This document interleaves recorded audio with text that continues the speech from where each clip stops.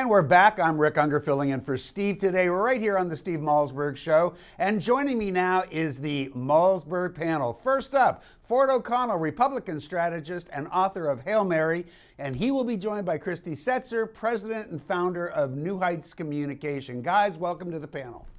Thank you for having us, Rick. Good to be here. So, listen, all anybody wants to talk about, and I think it's going to be this way for a while, is what's happening down in Ferguson, Missouri. Let me start by asking each of you how you felt about the testimony that you heard from the police officer, how you felt about the fact that maybe he wasn't prosecuted as intensely as you might have expected the prosecutor to go after him. Ford, you're an attorney. Why don't you start with that? Well, I think that the evidence as it was presented to us based on the grand jury seems to be very strong in his favor. Obviously, there's some inconsistencies, but at the end of the day, you have to remember, according to the Supreme Court in Tennessee versus Garner, police officers have wide latitude on the use of force, and they believe that their life's in danger. So frankly, at the end of the day, what I think here is, and I think a lot of people miss this point with the grand jury, is that basically McCulloch, the prosecutor, ran a trial during a grand jury versus, say, a typical grand jury proceeding. Which I think that's actually accurate. But that in itself is precisely what was so unusual about this. And if this is the way he's going to go about doing it, Christy, wouldn't you have expected him to take more of a prosecutorial stance when questioning Officer Wilson? Absolutely. I mean, this is the person who was there in theory to defend Michael Brown, right? To actually stand up for him. And in fact, what it seemed like he was doing more often than not was giving the side of Darren Wilson, of the officer. Yeah. Again, it seemed as though he was playing by a different standard. Typically what we're expecting, in these sort of grand jury indictments is we're just looking to say that there's enough evidence to bring it to trial. This is not actually their job to figure out whether there's enough evidence needed, to send Officer Wilson to jail or to actually prosecute. It's only whether there's enough evidence to go to trial, and that's not how this is presented. That's why I think Christy, but I have to say this. I really think that the prosecutor here bent over backwards. We're talking about 3 months, 60 witnesses, 70 hours of testimony. I've never even seen anything like this. And I've worked in 2 DA's offices, including the Los Angeles District Attorney office, which is a powder keg. Ford, I can agree with that. I mean, there was an enormous amount of physical evidence put into the record. They did the things that would go well beyond what you would typically see in a grand jury hearing. What I think might trouble me, I think it's what troubles Christy, and I think it troubles a lot of people who are now taking a moment to read the actual transcripts of Officer Wilson's testimony.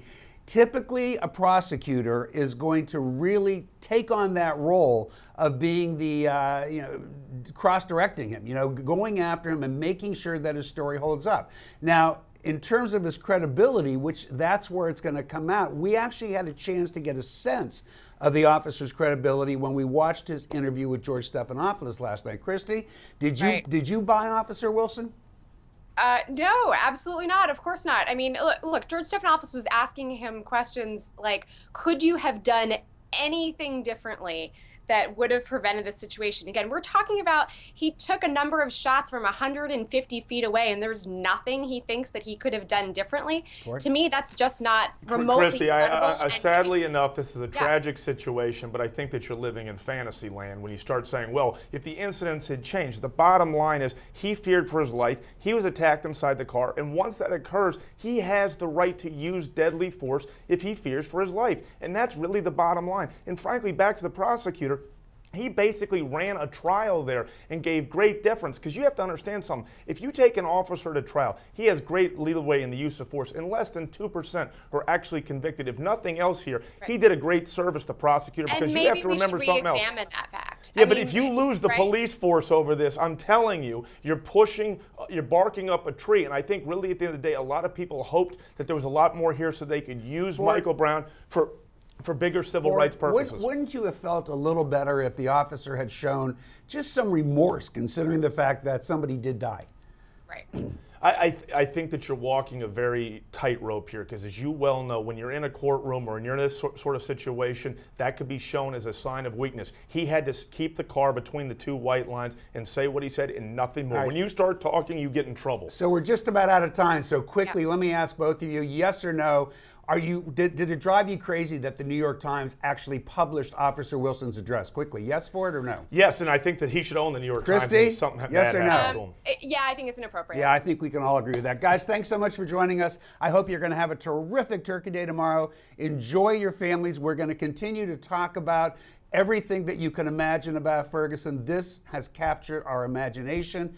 It's not going away. I think we're all waiting as we're sitting here on Wednesday wondering what will happen tonight, despite the fact that it was a fairly peaceful night. Excuse me. Last night. Stay tuned. We're going to cover it more. Coming up next, columnist for the Daily Beast and comedian Dean Obadiah joins us right here on Steve Malzberg.